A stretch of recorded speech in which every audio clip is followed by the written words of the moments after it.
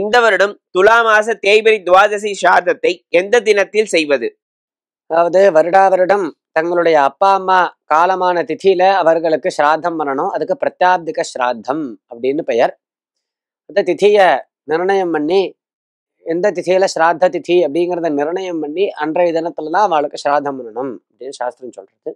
அதுல இந்த ஐப்பசி மாசம் துலா மாசம் கிருஷ்ணபக்ஷ துவாதசி இந்த வாக்கிய கணித ரீதியா பார்த்தோம் அப்படின்னா ஐப்பசி 1ஆம் தேதி துவாதசி திதியா இருக்கு. அதே மாதிரி ஐப்பசி 30ஆம் தேதி துவாதசி திதியா இருக்கு. அதாவது அக்டோபர் 18ஆம் தேதியும் நவம்பர் 16ஆம் தேதியும் 2 நாளுமே துவாதசி திதி இருக்கு.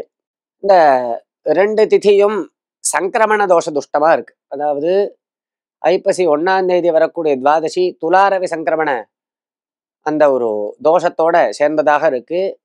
அதே போல் இந்த 16ஆம் தேதி வரக்கூடிய அந்த துவாதசி இருக்கே நவம்பர் 16, அதாவது ஐப்பசி 30ஆம் தேதி வரக்கூடிய துவாதசி, அதுவும் விருஷ்டிக ரவி, அதாவது கார்த்திகை மாசம் அன்றைய தினமே 39 நாழிகை 9 வினாடிக்கு பிறக்கிறதுங்கிறதுனால அந்த விருஷ்டிக ரவி அந்த சங்கிரமண புண்ணிய காலம் இருக்கே அந்த சங்கிரமண தோஷ துஷ்டமா இருக்கு. இப்படி 2 துவாதசியுமே ஐப்பசியில வரக்கூடியதான 2 துவாதசி தேய்பிரை துவாதசியுமே இந்த தோஷத்தோட கூடியிருக்கு அப்படிங்கிறதுனால என்றைய திதியில துவாதசி ஸ்ராத்தத்தை ஆச்சரிக்கணும் அப்படின்னா 2வது துவாதசியில தான் ஐப்பசி மாச கிருஷ்ணபக்ஷ துவாதசி திதி ஸ்ராத்தத்தை ஆச்சரிக்கணும் அப்படிங்கிறது சாஸ்திரம்.